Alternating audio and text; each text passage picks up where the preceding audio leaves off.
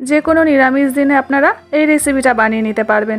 আর এই রেসিপিটা আরও বেশি মুখরোচক করার জন্য থাকবে একটা স্পেশাল মশলা। ড্রিম রেলিশের পক্ষ থেকে আপনাদের জানাই সাদর আমন্ত্রণ। আর আমার আজকের রেসিপি হলো নিরামিষ আলু ফুলকপির তরকারি। আলু ফুলকপির তরকারি করার জন্য এখানে ফুলকপিগুলো আমি আগেই কেটে নিয়েছি, আর আলুগুলো কেটে জলের মধ্যে রেখে দিয়েছি যেন আলুগুলো কালো না হয়ে যায়। আর যে স্পেশাল মশলার কথা বলছিলাম সেজন্য এখানে নিয়েছি 2 চামচ গোটা ধনে, 1 চামচ গোটা জিরে, কয়েকটা শুকনো লঙ্কা আর গোটা গরম মশলা। এবারে সমস্ত উপকরণ ড্রাই রোস্ট করে নেব। গ্যাসের ফ্লেমটা একদম লো করে 3 থেকে 4 মিনিট ধরে ভাজলেই দেখবেন মশলাটা ভালোভাবে ভাজা হয়ে যাবে। আর তারপরে যখন মশলাটা ঠান্ডা হয়ে যাবে তখন মশলাটা নামিয়ে এর একটা পাউডার করে নেবেন। এরপরে আপনাদের আরও একটা মশলা বানিয়ে নিতে হবে। সেজন্য মিক্সিং জারের মধ্যে দিয়ে দিলাম 4 চামচ পোস্ত, কয়েকটা কাজু, স্লাইস করা আদা আর কতগুলো কাঁচা লঙ্কা। এবারে সামান্য একটু জল দিয়ে একটা পেস্ট বানিয়ে নেবেন।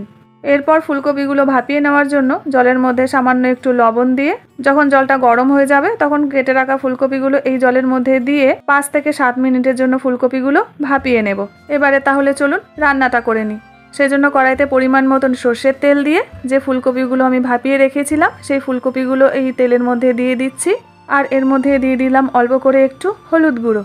এবারে ফুলকপিগুলো লাল লাল করে ভেজে তুলে রাখছি একটা পাত্রের মধ্যে। এরপরে ওই তেলের মধ্যেই দিয়ে দিলাম আলু, আর আলুগুলো ভাজার সময়ও আপনাদের অল্প করে একটু হলুদ দিয়ে দিতে হবে। আলুগুলো ভেজে তুলে ওই তেলের মধ্যেই দিয়ে দিচ্ছি 1 চামচ গোটা জিরে, 1 চামচ হলুদ গুঁড়ো আর কাশ্মীরি রেড চিলি পাউডার। তেলের মধ্যে এইভাবে হলুদ আর লঙ্কা দিয়ে রান্না করে দেখবেন, এতে কালারটা অনেক বেশি ভালো আসে। এরপরে 1 থেকে 1.5 মিনিট পরে যে পোস্ত কাজুর পেস্টটা করেছিলাম সেই পেস্টটার মধ্যে দিয়ে দিচ্ছি আর মশলাটা ভালো করে কষিয়ে নিচ্ছি। 3 থেকে 4 মিনিট ধরে মশলাটা কষানোর পর যখন দেখবেন মশলা থেকে তেলটা ভালো করে ছেড়ে আসছে তখন এর মধ্যে দিয়ে দিচ্ছি টুকরো করে কেটে রাখা টমেটো। আর টমেটোটা দিয়েও খুব ভালো করে মশলার সাথে মিশিয়ে নিচ্ছি। এরপর যখন দেখবেন টমেটোটা পুরোপুরি গলে গেছে তখন এর মধ্যে দিয়ে দেবেন টক দই। আর টক দইটা দেওয়ার সময় অবশ্যই টক দইটা ফেটিয়েই দেবেন। আর একই সঙ্গে দিয়ে দিলাম স্বাদ মতন লবণ আর চিনি। এরপর মশলাটা আরও 2 থেকে 3 মিনিট মতন কষিয়ে যে মশলাটা আমি ভেজে রেখেছিলাম সেই মশলাটা উপর থেকে দিয়ে দিচ্ছি। আর এই মশলাটা দিয়ে কিন্তু আপনাদের খুব বেশি ভাজতে হবে না, ওই 1 থেকে 1.5 মিনিট। আর 1 থেকে 1.5 মিনিট পর যে ফুলকপি আর আলুটা ভেজে রেখেছিলাম এবারে সেটাও এর মধ্যে দিয়ে দিচ্ছি আর মশলার সাথে খুব ভালো করে মিশিয়ে নিচ্ছি।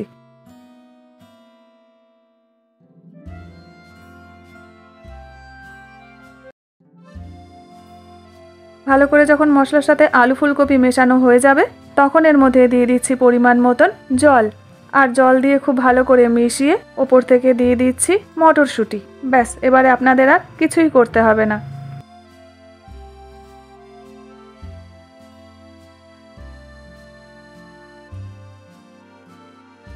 যখন দেখবেন আলু আর ফুলকপি খুব ভালো করে গলে গেছে তখন নামানোর আগে ওপর থেকে দিয়ে দিচ্ছি সামান্য একটু ঘি, গরম মশলা আর ফ্রেশলি চপড ধনেপাতা।